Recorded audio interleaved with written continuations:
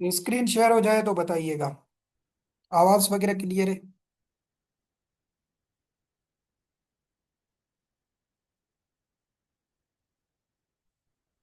अच्छा, जो ये रिकॉर्डिंग सुन रहे हैं उनके लिए ये मैं बता दूं कि आज हमारे 3 दिन class Monday Tuesday Wednesday poultry science के एमसीक्यूज के होंगे। और थर्सडे और फ्राइडे जो है वो हम कैप्सूल से थ्योरी पढ़ेंगे। मेडिसिन हमने कंप्लीट कर लिया है, अभी पैथोलॉजी रहता है और उसके साथ माइक्रो फार्मा, ये छोटे छोटे टॉपिक्स है। ये 2 दिन में हम कोशिश करेंगे हर चैप्टर को डिस्कस करेंगे। बाकी मेजॉरिटी हमारे बड़े बड़े चैप्टर्स की हो चुकी है। तो 3 दिन हम सोच रहे हैं कि ये पोल्ट्री की एमसीक्यूज की सीरीज चलाएंगे। 3 दिन में जितने कर सके एमसीक्यूज, फिर नेक्स्ट वीक 3 दिन हम पोल्ट्री के पहले जो 3 दिन होंगे उनमें एमसीक्यूज ही करेंगे, ताकि अगर एडवर्टाइज आ जाए पोल्ट्री साइंस की तो हमारे एमसीक्यूज भी अच्छे खासे किए हुए हों। और ऑलरेडी हमने इनके 9 लेक्चर्स थ्योरी के किए हुए हैं, वो भी इनफ है। वो भी आपको 10 से 15 एमसीक्यूज करवा लेंगे, जो 30 एमसीक्यूज आएंगे पोल्ट्री के। ठीक है, तो आज हम जो है ना पोल्ट्री के एमसीक्यू से शुरू करते हैं। क्लियर हो चुका होगा आई थिंक सो चलें, पहला एमसीक्यूज आज का करते हैं। इनमें कुछ सीखते भी हैं, काफी चीजें कुछ हमने पढ़ी हुई होंगी, कुछ हम यहाँ पे भी सीखेंगे। सबसे पहले क्या एमसीक्यूज है, ये मैंने कुछ कंपाइल की हुए हैं चीजें, इनको आगे भी करेंगे कंपाइल। नंबर 1, अगर ये एमसीक्यूज आपके सामने आ जाता है, या ये आपको कंसेप्ट क्लियर होना चाहिए कि जो असील है, अगर पूछा जाए Aseel is famous for fighting के लिए मीट क्वालिटी, एग प्रोडक्शन, या फाइटिंग एंड मीट क्वालिटी, तो आपने याद रखना है असील जो ब्रीड है चिकन की, ये साउथ एशिया में पाई जाती है, स्पेशली कॉमन है पाकिस्तान और इंडिया में। तो इनके पास या इस ब्रीड के पास एबिलिटी है फाइटिंग की, कि वो कोक फाइटिंग जो होती है, और उसके साथ इनका जो मीट होता है वो भी, उनका भी फ्लेवर बहुत अच्छा होता है। ठीक है, तो आपने याद रखना है जब भी ऐसा क्वेश्चन आ जाए आपका असील से रिलेटेड, तो आपको पता होना चाहिए कि इसके करेक्टरिस्टिक्स में कि ये फाइटिंग के लिए भी अच्छी है, और उसके साथ साथ जो कोक फाइटिंग होती है और उसके साथ मीट क्वालिटी भी जो असील की होती है वो भी अच्छी होती है। दोनों आपने करने जिस ऑप्शन में मौजूद हो। ठीक है, ये पहला एमसीक्यूज था हमारा। नंबर सेकंड एमसीक्यूज क्या है कि विच हार्मोन काजेज ओवी पोजिशन इन बर्ड्स, ये हमने अपनी थ्योरी क्लासेस में भी पढ़ा हुआ है। ओवी पोजिशन क्या होता है, बर्ड्स जब एग लेइंग करते हैं, अंडे देते हैं, उस प्रोसेस को ओवी पोजिशन कहा जाता है। एक तो हमने इसका टाइम पीरियड भी पढ़ा था, वो भी आपको रिवाइज करवाता हूँ जी भी। क्या टाइम था, 24 से 26 घंटे। ये क्वेश्चन आपका वीओ में आ चुका है, 24 से 26 घंटे। ये आपने याद रखना है, ओवी पोजिशन का टाइम होता है ओव्यूलेशन के बाद, जब तक वो अंडे देता है बर्ड। एग लाइन को कहा जाता है ओवी पोजिशन। इसमें टाइम लगता है 24 to 26 आवर्स, ये आपने एवरेज याद रखना है। फिर ऑप्शन में क्या आता है वो वहां पे डिसाइड होगा। तो इनके लिए जो हार्मोन होता है, हमने हार्मोन भी पढ़ा था वो हार्मोन होता है वेसोटोकिन। वेसोटोकिन हार्मोन आपको बताया था, अर्जिनिन वेसोटोकिन। और ये यहाँ से आपने एक चीज और भी याद रखनी है, वेसोटोकिन अगर एडवांस करके क्वेश्चन पूछ ले, क्योंकि क्वेश्चंस की जो है ना नेचर अभी एसपीएससी कभी कभी चेंज करता है, तो आपको पता होना चाहिए कि वेसोटोकिन पोस्टीरियर पिट्यूटरी ग्लैंड से रिलीज होता है। ठीक है, तो ये आपने याद रखना है। पोस्टीरियर साइड जो होती है पिट्यूटरी ग्लैंड की, वहां से रिलीज होता है वेसोटोकिन हार्मोन, और ये ओवी पोजीशन के लिए रिस्पॉन्सिबल होता है। ओवी पोजीशन किसे कहते हैं, ये ब्रैकेट में लिखा भी हुआ है, एग लैंग को कहा जाता है। तो ये आपने एमसीक्यूज याद रखना है, हार्मोन वेसोटोकिन होता है। ठीक हो गया, तो ये वेसोटोकिन क्या करता है, पोस्टीरियर पिट्यूटरी से निकलता है, फिर ये यूट्रस में कॉन्ट्रेक्शन करवाता है, और उससे क्या होता है कि प्रेशर बिल्ड होता है, जिससे ओविडक्ट से एग बाहर आ जाता है। ये वेसोटोकिन हार्मोन का काम होता है।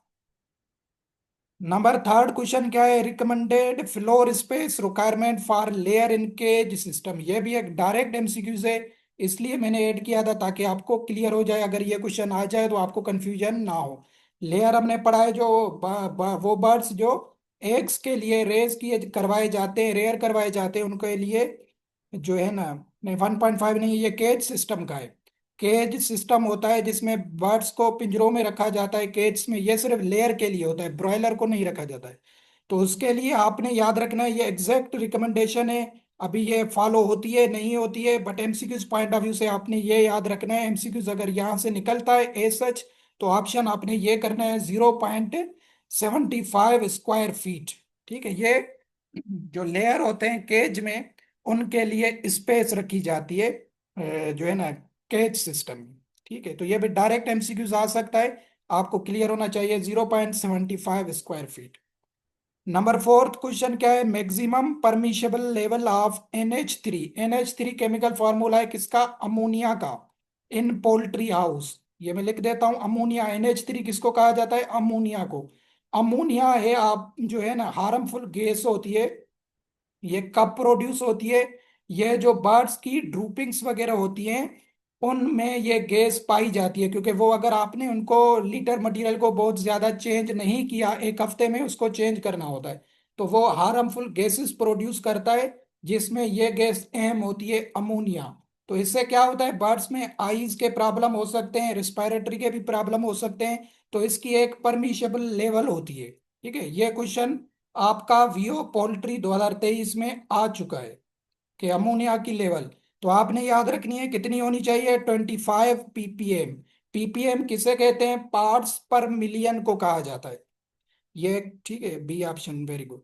25 ppm आपने याद रखनी है, जब भी अमोनिया का वर्ड आ जाए पोल्ट्री हाउस में पूछे, तो आपने याद रखना है 25 ppm, पार्ट्स पर मिलियन। इससे ज्यादा नहीं होनी चाहिए। इससे ज्यादा होगी तो आपने क्या करना है, लीटर मटेरियल वगैरह, ये वो जितनी भी ड्रूपिंग्स वगैरह हैं, उनको पोल्ट्री हाउस से खत्म कर देना है, वरना बर्ड्स में रिस्पायरेटरी के प्रॉब्लम भी हो सकते हैं, और डिजीज भी लग सकती हैं, या आइज के प्रॉब्लम भी हो सकते हैं। तो ये आपने लेवल याद रखनी है, अमोनिया की कितनी होनी चाहिए, 25 ppm, पार्ट्स पर मिलियन। ठीक है। नंबर 5 क्वेश्चन क्या है कि crazy chick disease is due to the deficiency of, ये भी हम पढ़ चुके हैं, क्रेजी चिक डिजीज अपनी क्लासेस में। वेरी गुड, सी। किससे होती है crazy chick disease, vitamin E की कमी की वजह से होती है। इसको और नाम भी दिया जाता है, और नाम इसका है इंसेफ्लोमलेशिया। ब्रेन का प्रॉब्लम है इंसेफ्लोमलेशिया, ये बर्ड्स में होता है। तो इस किससे होता है, विटामिन ई की डिफिशियंसी से होता है। तो इसमें क्या होता है, बर्ड्स की नेक जो होती है वो ट्विस्ट कर जाती है, पैरालाइज हो जाता है, और सर्किल में मूव करता है चिकन, इसलिए इसको क्रेजी चिक डिजीज कहा जाता है। क्रेजी वर्ड का भी आपको पता है किसको कहा जाता है। तो किसकी वजह से होता है, विटामिन ई की कमी की वजह से ये प्रॉब्लम होती है बर्ड्स में।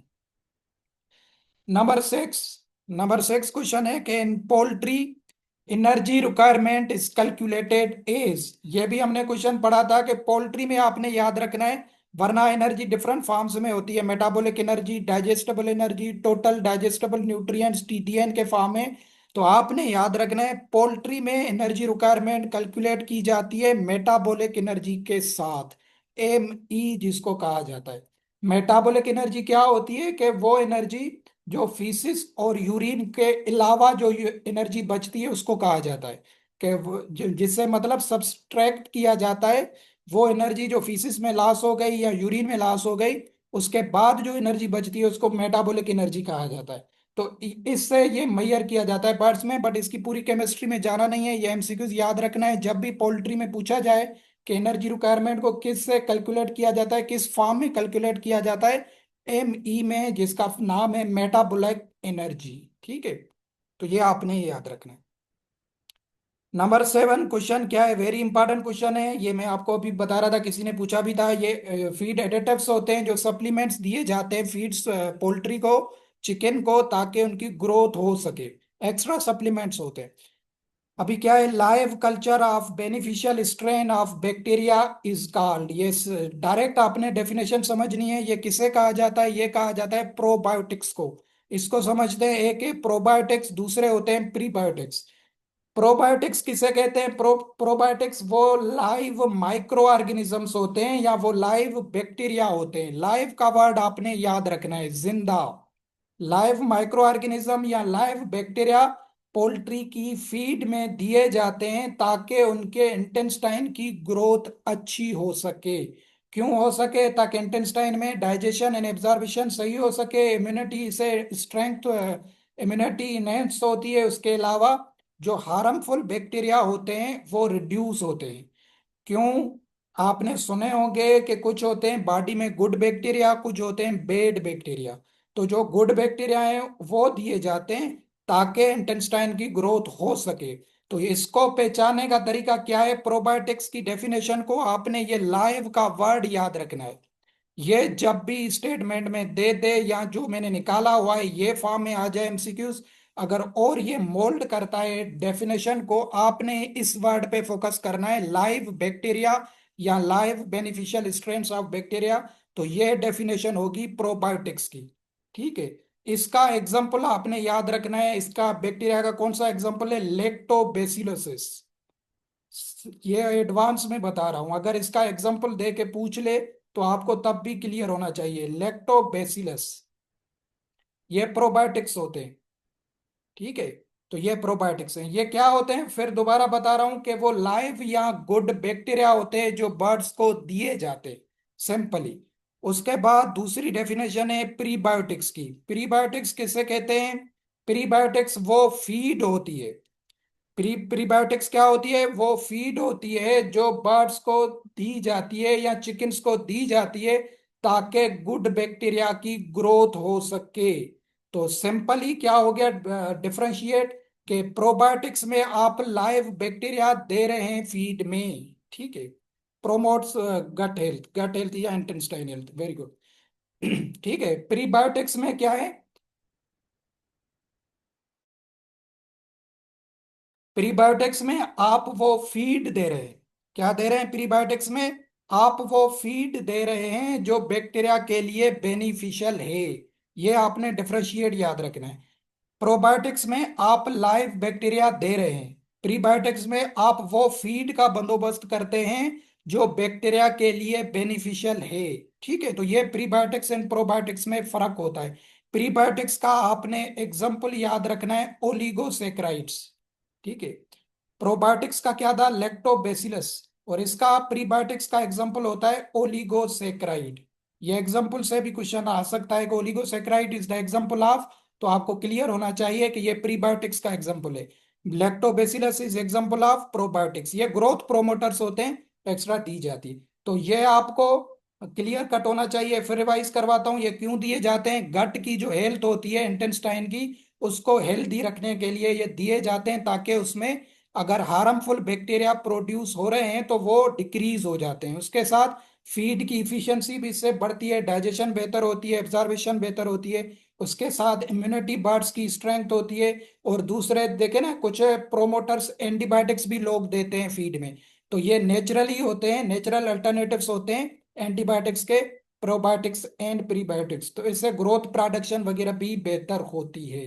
क्लियर हो गया? फिर दोबारा बता रहा हूँ, प्रोबायोटिक्स क्या होते हैं? वो गुड बैक्टीरिया होते हैं जो लाइव होते हैं, जो दिए जाते हैं फीड में। और प्रीबायोटिक्स किसे कहते हैं? वो फीड होती है गुड बैक्टीरिया की। अभी प्रोबायोटिक्स की तो डेफिनेशन आपके सामने है, कंसेप्चुअली आपको समझा दिया। जब भी लाइव का वर्ड आए आपको प्रोबायोटिक करना है, प्रीबायोटिक नहीं करना है।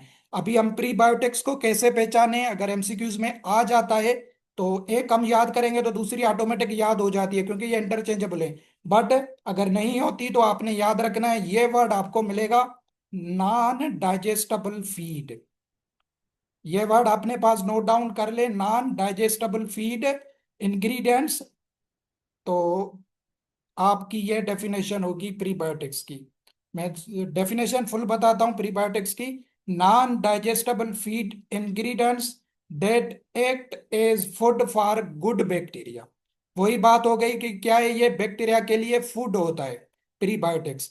तो जब भी स्टेटमेंट में क्वेश्चन आएगा तो आपको ये वर्ड जरूर मिलेगा प्रीबायोटिक्स की डेफिनेशन में, द नॉन डाइजेस्टेबल फीड। ठीक है। तो इसमें बर्ड्स को जो ये फीड दी जाती है वो उसकी डाइजेशन के लिए नहीं होती, ना ही बर्ड उसको डाइजेस्ट करता है। बर्ड क्या करता है? वो बैक्टीरिया के लिए भेजता है ताकि वो उसको खा सके और हेल्दी बन सके, गुड बैक्टीरिया जो होते हैं। ठीक है। तो ये प्रीबायोटिक क्या होती है? सिंपली फीड होती है। और प्रोबायोटिक्स क्या होते हैं? ये लाइव माइक्रो ऑर्गेनिज्म होते हैं या लाइव बैक्टीरिया होते हैं। तो जब भी क्वेश्चन आएगा, ये तो सेम डेफिनेशन आपको दी हुई है, लाइव कल्चर, तो आपने समझना है ये प्रोबायोटिक्स की बात हो रही है। और जब भी नॉन डाइजेस्टेबल फीड और फूड फॉर गुड बैक्टीरिया तो आपकी डेफिनेशन होगी प्रीबायोटिक्स की। क्लियर है ये दोनों, prebiotics and probiotics? Feed ingredients जो दिए जाते हैं ना, क्या कहते हैं, प्रोमोटर्स, इनमें ये दो इंपॉर्टेंट हैं, पेपर के हवाले से डेफिनेशन इनकी पोल्ट्री में आ सकती है। क्लियर है? तो शाबाश, मुझे बताएं तो आगे चलें।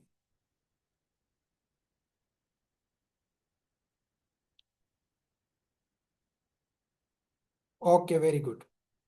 ये सी ऑप्शन में सिंबायोटिक्स किसे कहते हैं? सिंबायोटिक्स भी आपको क्लियर होना चाहिए। सिंबायोटिक्स कहा जाता है कि combination of probiotics and prebiotics, दोनों के कॉम्बिनेशन को सिंबायोटिक कहा जाता है। ये इतनी इंपॉर्टेंट डेफिनेशन नहीं है, बट जब भी आ भी जाए कि combination of both probiotics and prebiotics is called, तो आपने याद रखना है उसे सिंबायोटिक कहा जाता है। एंटीबायोटिक्स तो आपको पता है, इसकी ये इतनी इंपॉर्टेंट नहीं है डेफिनेशन। मोस्ट इंपॉर्टेंट ये दोनों थी, मैंने आपको क्लियर करवा दी, इनके एग्जांपल्स भी आपको बता दिए, ताकि पेपर में अगर आए तो आपको क्लियर होना चाहिए। नंबर 8 क्वेश्चन क्या है कि egg shell formation in poultry takes approximately, जो एग का शेल बनता है वो कितना टाइम लेता है पोल्ट्रीज में? ये भी हम पढ़ चुके थे, एनिमल रिफ्रेशर में हमने पढ़ा था 21 घंटे। कितने? 21 घंटे पढ़े थे हमने, शेल को बनने में लगते हैं जो यूट्रस बनाता है। तो यहाँ पे ऑप्शन आप देखें, 25 आवर्स, 2 आवर्स, 20 मिनट, 10 आवर्स। तो इस ऑप्शन के मुताबिक हमारा क्या ऑप्शन होगा? 25 घंटे हम करेंगे। क्यों करेंगे 25 घंटे? क्योंकि ये 21 घंटे, 25 घंटे, ये नियर बाय ऑप्शन है हमारा। तो आपने 21 घंटे जहन में बिठाने, शेल बनने में लगते हैं, एक शेल बनने में, बट ऑप्शन में 25 घंटे हैं और कोई ऑप्शन इसके नियर नहीं है, तो हम 25 घंटे को ऑप्शन को जरूर करेंगे। तो ये एक शेल फॉर्मेशन में टाइम लगता है, जो शेल बनता है एक का, 21 घंटे लगते हैं, बट अप्रोक्सीमेटली 25 आवर्स भी लग सकते हैं। क्वेश्चन नंबर 9 के क्रूड प्रोटीन की परसेंटेज कितनी होती है लेयर में? Very good. लेयर में के राशन में ये भी आपने याद रखना है कि क्रूड प्रोटीन क्या होते हैं। ये टोटल प्रोटीन होते हैं जो फीड में दिए जाते हैं बर्ड्स को। तो लेयर और ब्रॉयलर में अलग अलग होते हैं, तो लेयर से क्वेश्चन आता है। ब्रॉयलर का इतना इंपॉर्टेंट नहीं है, बट लेयर का इंपॉर्टेंट है। लेयर का आपने याद रखना है 16 to 18%। जब भी ये क्वेश्चन आ जाए कि जो लेयर का राशन होता है उसमें क्रूड प्रोटीन की तादाद कितनी रखी जाती है, कितनी परसेंटेज? 16 to 18% रखी जाती है। ये रेंज है एक किस्म की। अगर ब्रॉयलर पूछ ले, तो ब्रॉयलर की आपने याद रखनी है 22 से 24%। ब्रॉयलर को थोड़े ज्यादा प्रोटीन्स दिए जाते हैं, क्योंकि पता है वो थोड़ा कम टाइम में हमें ग्रो करवाना होता है। 22 से 24% ब्रॉयलर में प्रोटीन की तादाद होती है उनके राशन में, और लेयर में 16 to 18% प्रोटीन की तादाद होती है। यह आपने याद रखना है दोनों का। क्वेश्चन नंबर 10 क्या है कि Marek's disease vaccination should be done at the age of, ये भी हम डिटेल में क्वेश्चन पढ़ चुके हैं ऑलरेडी, कि मेरेक्स डिजीज की वैक्सीनेशन कब की जाती है। ये आपका वीओ में भी ऑलरेडी काफी दफा क्वेश्चन आ चुका है। Very good. First day old chicks को की जाती है, वेरी इंपॉर्टेंट क्वेश्चन है। यहाँ दे सकता है हेचरी के टाइम, तब भी आपने करना है। तो वो टाइम होता है मेरेक्स डिजीज का। मेरेक्स डिजीज किससे होती है? हाप्स वायरस से होती है, ये हम पढ़ चुके हैं। इसको पहचाने का तरीका भी आपको बताया है कि क्या हो सकता है स्टेटमेंट में, ट्यूमर ऑन फीडर फॉलिकल्स। जब भी बर्ड्स की डिजीजेस में ट्यूमर का वर्ड दे दे, तो आपकी मेरेक्स डिजीज होगी। इसमें जो फीडर्स के फॉलिकल्स होते हैं वहां पे ट्यूमर बनता है, और उससे जो अम्यून के ऑर्गन्स होते हैं वो डैमेज हो जाते हैं। यहाँ जो नर्व्स वगैरह होती हैं वो भी डैमेज हो जाती हैं, जिससे पैरालाइज हो जाता है बर्ड्स। तो हाप्स वायरस से ये होती है डिजीज। इसकी वैक्सीन जो है फर्स्ट डे पे की जाती है। ये हमने डिजीज ऑलरेडी अपने थ्योरी के क्लासेस में डिटेल में पढ़ी हुई है। क्वेश्चन नंबर 11, आईपीडी जिसको गंबोरो डिजीज कहा जाता है, decrease immunity by destroying dash dash cells. कौन से सेल को डिस्ट्रॉय करती है? बी सेल, टी सेल, या बोथ? तो आपने याद रखना है गंबोरो डिजीज जब भी लगती है बर्ड्स को, तो वो बी सेल्स को डिस्ट्रॉय करती है। गंबोरो डिजीज हम पढ़ चुके हैं ऑलरेडी, किससे होती है? बेरना वायरस से होती है। ये रिवाइज भी करवा रहा हूं साथ। बेरना वायरस से होती है गंबोरो डिजीज, जिसको इन्फेक्शियस बुर्सल डिजीज भी कहा जाता है। तो ये आपने याद रखना है, जो बुर्सा फेब्रिकस होता है ना, आपको बताया था कि इसमें क्या होता है, पोस्टमार्टम लेशंस में गंबोरो डिजीज में एक बुर्सा फेब्रिकस होता है, बर्ड्स का अम्यून का आर्गन है, कलोअका के नीचे होता है, नियर होता है वो। ठीक है, तो वो बी सेल्स बनाता है, लिम्फोसाइट्स बनाता है, जिससे क्या होते हैं, बर्ड्स में इम्यूनिटी प्रोड्यूस होती है। बी सेल्स क्या करते हैं, इम्यूनिटी वगैरह, लिम्फोसाइट्स बनाते हैं, एंटीबॉडीज बनाते हैं। तो जब ये बीमारी लगती है, ये वायरल इन्फेक्शन होता है गंभीर, तो आपने याद रखना है वो बी सेल्स को डिक्रीज कर लेता है। तो जो बी सेल्स खत्म हो जाएंगे तो बर्ड्स में इम्यूनिटी खत्म हो जाएगी। खत्म हो जाएगी तो वो क्या हो जाएंगे, वीक हो जाएंगे, डिप्रेशन, डायरिया, फिर ये सारे प्रॉब्लम्स उनमें देखे जाएंगे। तो बी सेल आपने याद रखना है, गंभीर डिजीज हमेशा बी सेल्स को डैमेज करती है। बुर्सा फेब्रिकस लिम्फाइड ऑर्गन है जो बी सेल्स बनाता है। और ये डिजीज बुर्सा फेब्रिकस की स्वेलिंग करवाती है। तो उससे क्या होता है, बी सेल्स की कैपेसिटी जो है ना डिक्रीज हो जाती है। तो उससे बी सेल बन नहीं पाते और बर्ड्स में इम्यूनिटी खत्म हो जाती है। तो आपने सिंपली याद रखना है, आईबीडी गंभीर डिजीज अगर पूछा जाए कौन से सेल्स को डिस्ट्रॉय करती है, बी सेल्स को करती है। ठीक है, क्लियर हो गया। बेरना वायरस से होती है ये। और इसमें हेमरेजेस आपको बताए थे कहाँ पे बनते हैं, थाई पे एंड ब्रीस्ट मसल्स पे बनते हैं। ये हमने थ्योरी में पढ़े थे। क्वेश्चन नंबर 12 क्या है, cholesterol content of 58 gram of standard egg. A very good.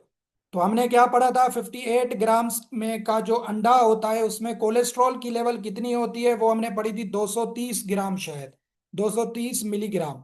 ठीक है। तो यहाँ पे 230 नहीं है, 250 mg है, तो हम इस ऑप्शन की तरफ जाएंगे। 250 आपने याद रखना है, 230 से 250 ये कोलेस्ट्रॉल मौजूद होता है। अंडो स्टैंडर्ड जो एग होता है 58 ग्राम का, उसमें ये कोलेस्ट्रॉल की तादाद होती है। ठीक है, क्वांटिटी होती है। तो यह भी एमसीक्यूज आपने याद रखना है। क्वेश्चन नंबर 13 क्या है कि albumin is secreted by which part of oviduct. ये भी हम डिटेल में ऑलरेडी थ्योरी में पढ़ चुके हैं कि कहाँ से अल्ब्यूमिन सीक्रेट होता है। जो वाइट पोर्शन होता है वो कहाँ से होता है, मैग्नम से होता है।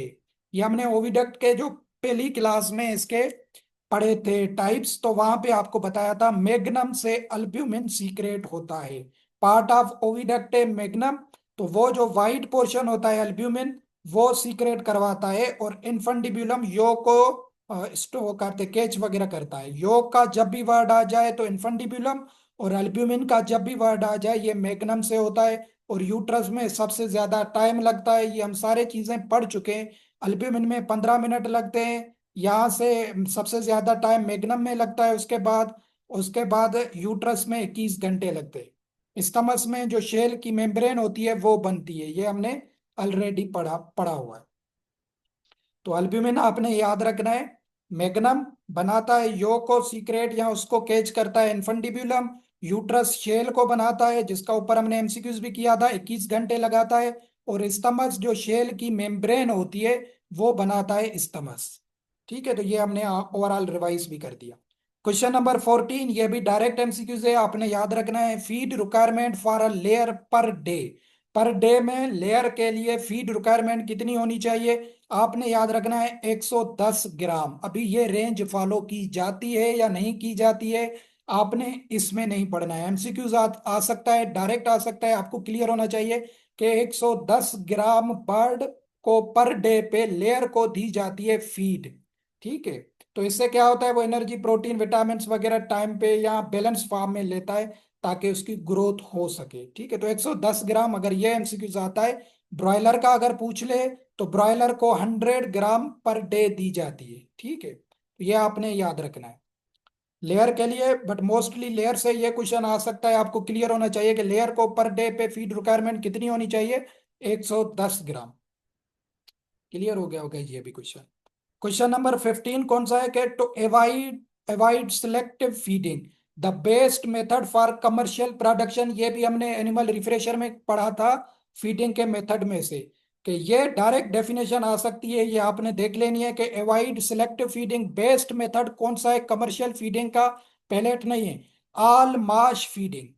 वेरी इंपॉर्टेंट एमसीक्यूज है ये वाला। ऑल माश फीडिंग हमने पढ़ी थी कि ये पोल्ट्रीज के हाउसेज में बेस्ट मेथड माना जाता है। पेलेट फीडिंग कब करनी है आपने, जब आ जाए कि मिनिमम वेस्टेज, मिनिमम वेस्टेज का वर्ड वो आपको दे दे, तो तब आपकी पेलेट फीडिंग होगी। ठीक है, पेलेट फीडिंग थोड़ी महंगी होती है, ये कैप्सूल के फॉर्म में होती है इस तरीके से, बिल्कुल ग्राइंड होती है। तो वो होती है, वो थोड़ी 10% इनसे एक्सपेंसिव होती है, इसमें वेस्टेज कम होता है। बट सिलेक्टिव फीडिंग को बचने के लिए बेस्ट मेथड कमर्शियली कौन सा यूज किया जाता है? ऑल माश फीडिंग। बिल्कुल फीड को ग्राइंड किया जाता है, माश के फॉर्म में वो खिलाई जाती है। इससे क्या होता है कि बर्ड्स को आप सिलेक्टिवली यूज नहीं करते कि भाई आप जो मर्जी है खा लो, इसमें पूरा ग्राइंड करके देते हैं, वो आराम से खा जाता है। बट इसमें वेस्टेज होता है। जब भी मिनिमम वेस्टेज की बात आ जाए तो फिर आपकी पेलेट फीडिंग होगी। ठीक है। बट ये कमर्शियली प्रोडक्शन में बेस्ट मेथड पूछा जाए और ये वर्ड आपको सेम मिल जाए को अवॉइड सिलेक्टिव फीडिंग, तो आपने करनी है ऑल माश फीडिंग। ठीक है, तो ये आपने क्लियर कट याद रखना है। क्वेश्चन नंबर 16 कौन सा है कि which one of the following is not an essential amino acid for poultry? Poultry के लिए कौन सा असेंशियल अमाइनो एसिड को नहीं है? ये अर्जिनाइन, ग्लाइसिन, वेलिन, ये सारे असेंशियल अमाइनो एसिड्स हैं। कौन सा नहीं है? वो है ग्लूटामेट। ग्लूटामेट जो है वो असेंशियल अमाइनो एसिड नहीं होता है। ठीक है। तो ये वो अमाइनो एसिड्स होते हैं जो पोल्ट्री के फीड में आपको देने हैं, मतलब पोल्ट्री खुद नहीं बनाता है। तो ये ग्लूटामेट नॉन असेंशियल है, बाकी जो सारे क्या है असेंशियल अमाइनो एसिड्स हैं पोल्ट्री के। बट ये इतना इंपॉर्टेंट क्वेश्चन नहीं है। क्वेश्चन नंबर 17 क्या है कि white diarrhoea with pasted vent in young chicks is feature of. हमेशा आपको क्वेश्चंस जब डिजीजेस पढ़ाई पढ़ाई थी आपको एक चीज याद रखाई थी, बेसलरी वाइट डायरिया। बेसलरी वाइट डायरिया आपको बताया था कि एक डिजीज में होता है। वो कौन सी डिजीज में होता है? प्लोरम डिजीज में होता है, जो होती है साल्मोनेला प्लोरम डिजीज से। बैक्टीरियल प्रॉब्लम है। तो इसका आपने याद रखना है, जब भी ये वर्ड दिख जाए वाइट डायरिया का, तो ये होता है प्लोरम डिजीज से। ठीक है। तो वाइट डायरिया इतने होते हैं कि जो उसका वेंट रीजन होता है वो पूरा भर जाता है यंग चिक्स का। तो इसको कहा जाता है बेसलरी वाइट डायरिया, और ये फीचर है प्लोरम डिजीज की बीमारी का, या बैक्टीरियल प्रॉब्लम है साल्मोनेला प्लोरम से होती है। तो ये इसका फीचर आपने याद रखना है, मैंने पहले भी आपको बताया हुआ है। बट एमसीक्यूज में अभी आप देख रहे हैं तो आपको इस फॉर्म में याद रखना है, वाइट डायरिया। क्वेश्चन नंबर 18 वही आ गया, encephalomalacia in chicks is caused by, वही विटामिन ई की डिफिशियंसी से होता है जो हमने ऊपर भी पढ़ा था। ठीक है। एनसेफलो मलेशिया जिसको क्रेजी चिक डिजीज कहा जाता है, ये किससे होती है? विटामिन ई से। इसलिए मैंने ऊपर आपको दोनों नाम बता दिए थे, एनसेफलो Malaysia and crazy chick disease कहा जाता है। उसके बाद है डी बीकिंग। डी बीकिंग जो होती है, जो उनकी बीक को रिमूव किया जाता है, कट किया जाता है, ये कब की जाती है? ये भी क्वेश्चन आपको ऑलरेडी बताया हुआ था। आपने याद रखना है, ये भी फर्स्ट डे पे की जाती है, काफी फार्म्स में सेवंथ डे पे भी की जाती है। बट आपने प्रैक्टिकली नहीं, थ्योरेटिकली पेपर को सॉल्व करना है। थ्योरेटिकली डिफरेंट किताबें आप जाके पढ़ेंगे, हमने वहां पे भी पढ़ा था एनिमल रिफ्रेशर में भी। फर्स्ट डे, तो फर्स्ट डे आपने जहन में बिठाना है दो चीजें, एक मेरेक्स डिजीज की वैक्सीन, दूसरा बीक को कट करने का टाइम। ये दोनों फर्स्ट डे पे की जाते हैं, ताकि उनकी जो बीक होती है उसकी टिप को कट रिमूव किया जाता है या ट्रिम किया जाता है, ताकि कैनिबलिज्म कंडीशन हमने पढ़ी थी, जिसमें बर्ड्स एक दूसरे को बाइट करते हैं या खाते हैं, ईट करते हैं। तो इससे वो बच सकें बर्ड्स, जो यंग एज में उनको जो है ना क्या कहते हैं, बीक को कट किया जाता है फर्स्ट डे पे, ताकि इंजरी वगैरह से वो बच सके। ठीक है। तो डी बीकिंग कब की जाती है? फर्स्ट डे पे की जाती है, ये आपने क्लियर कट याद रखना है। Average egg production of improved white leghorn. White leghorn जो होती है, सबसे पहले आपको क्लियर होना चाहिए कि ये लेयर के लिए बेस्ट ब्रीड है। लेयर के लिए बेस्ट ब्रीड कौन सी है? लेगोर्न है। लेगोर्न कहाँ से है? इसका क्लास हमने पढ़ा था, मेडिटेरियन से है ये। कहाँ से? मेडिटेरियन रीजन से है ये लेगोर्न, और लेयर के लिए बेस्ट ब्रीड है। और ब्रॉयलर के लिए पूछा जाए तो वो भी हम पढ़ चुके हैं, कॉर्निश। कॉर्निश ब्रॉयलर के लिए बेस्ट ब्रीड है। तो लेयर के लिए व्हाइट लेगोर्न है।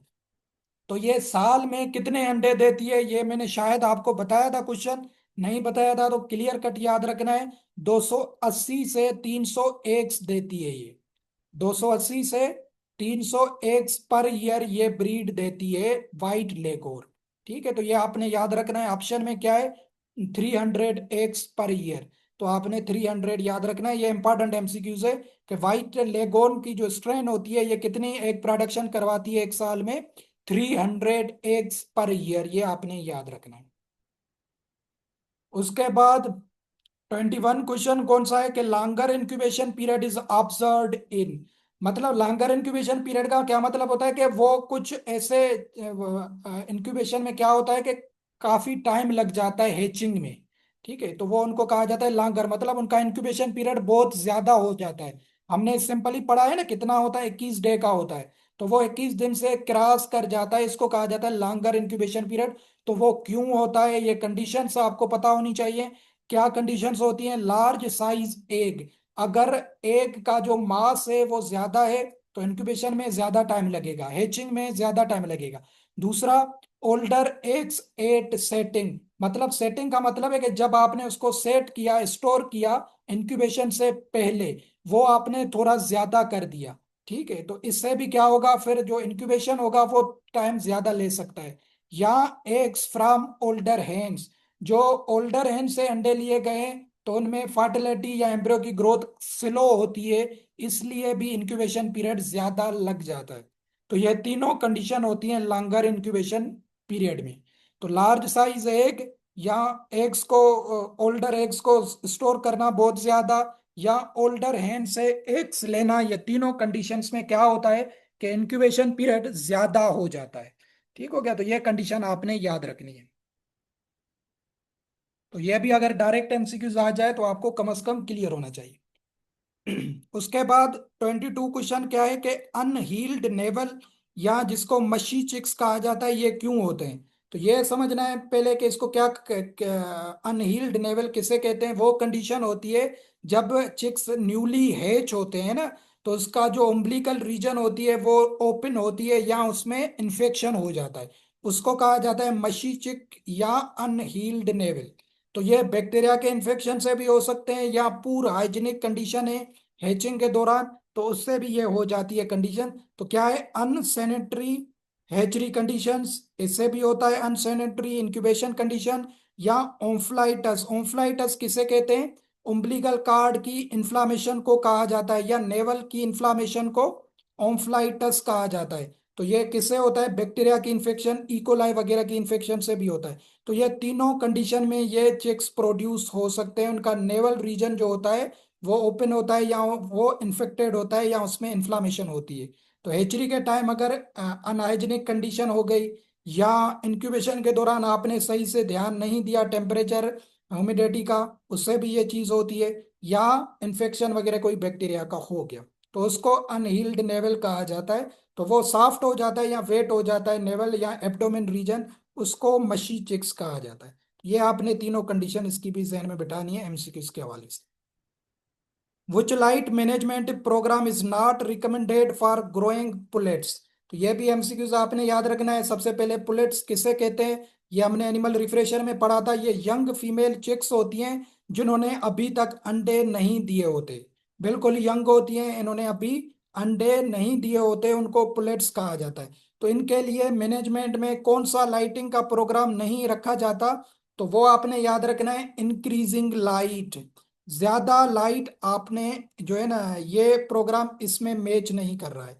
लाइट कम देंगे, डिक्रीजिंग लाइट, कांस्टेंट लाइट होनी चाहिए। बट इंक्रीजिंग लाइट जो है ना वो क्या करती है, वो अर्ली सेक्सुअल मेच्योरिटी करवाती है या स्ट्रेस प्रोड्यूस करवाती है पुलेट्स में, क्योंकि ये यंग वंस होते हैं, ये अभी अंडे देने के काबिल होते हैं। ठीक है, तो ये अगर एमसीक्यूज आ जाए तो ये आपने याद रखना है कि कौन सा लाइटिंग मैनेजमेंट प्रोग्राम रिकमेंड नहीं है पुलेट्स की ग्रोइंग में। इंक्रीजिंग लाइट, बाकी डिक्रीजिंग की जाती है, कांस्टेंट दी जाती है, बहुत ज्यादा इंक्रीज नहीं की जाती। Also called cannibalism. जी जी, ऐसा ही होता है, लाइट ज्यादा होगी तो वो फिर उनमें इंजरी भी हो सकती है, और क्या कहते हैं, स्ट्रेस हो सकता है, ये सारी कंडीशंस डेवलप्ड हो सकती हैं। लास्ट क्वेश्चन आज का करते हैं, पोल्ट्री का 24 तक करते हैं। Thermometer in ब्रूडर house should be placed above litre at the height of. यह भी आपने एमसीक्यूज याद रखना है कि जो थर्मामीटर अंदर रखा जाता है ब्रूडर हाउस में, जहाँ पे यंग चिक्स रखे जाते हैं, वो लीटर से कितनी हाइट पे होता है? तो आपने याद रखना है 5 सेंटीमीटर। 5 सेंटीमीटर जो लीटर मटेरियल होता है उसके हाइट पे थर्मामीटर लगाया जाता है। तो ये आपने ये भी रेंज याद रखनी है, ये भी इंपॉर्टेंट एमसीक्यू से। ब्रूडर हाउस में जो थर्मामीटर रखा जाता है वो लीटर से 5 सेंटीमीटर ऊपर होना चाहिए। ठीक है, ताकि वो सही आपको क्या कहते हैं, स्टेट फैक्ट्स वगैरह देगा टेम्परेचर के। तो यहाँ तक ये हम 24 क्वेश्चन आज किए हैं, कल फिर यहाँ से आगे 25वें से शुरू करेंगे। तो आई होप के चीजें क्लियर हुई होंगी पोल्ट्री